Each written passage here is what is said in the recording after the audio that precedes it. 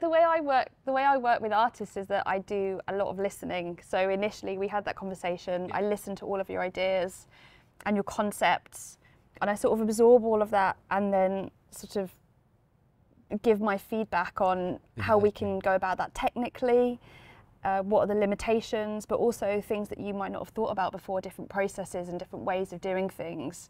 And then you're like, wow, yeah, we can do that. And then that opens more doors then. So the initial conversation can be widened because there are things that you wouldn't have known about before you came here that are possibilities. And then that gets your mind ticking of, okay, now we can do this, this and this. So it's like a journey, isn't it? And it. No, I completely agree, yeah. But as I was telling before, you know, coming here was not a normal residency. I mean, I came here not with the same view that I was going to the other residencies. Actually, before here, I was in the agency between the Lesbos and Turkey in Ayvalık, and there I was preparing, you know, a show. It was for a museum, blah blah blah. But here, when I came, I had some ideas, but the junction between my idea, working with you, being here in CFPR, you know, working with this, you know, knowing better these machines and the possibilities, actually, I can feel that after that, I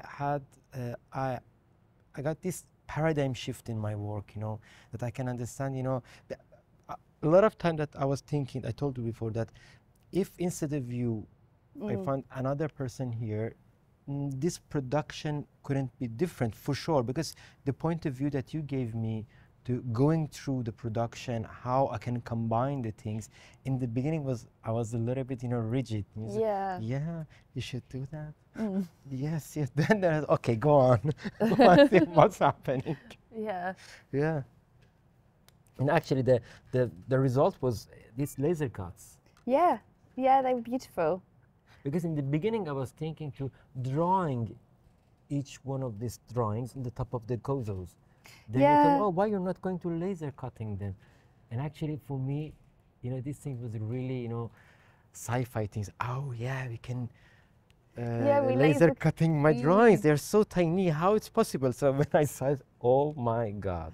Yeah. So let's go through this one. But I think that's because my head works in the way of multiples, whereas yours could maybe work in doing one-off things. But not only have we got a piece of work that's multiples, but actually it's a variable edition, so they're all slightly different because you've relief printed them in different areas. Each one has different gold, so it combines your way of almost creating one-offs, but then my method of creating multiples. But then also these pieces became artworks in themselves, didn't they? And then we screen printed on the back of them.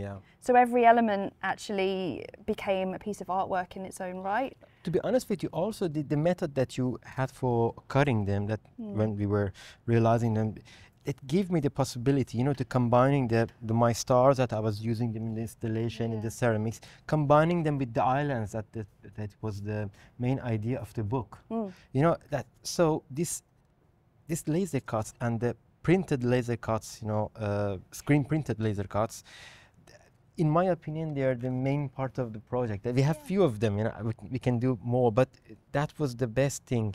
You know,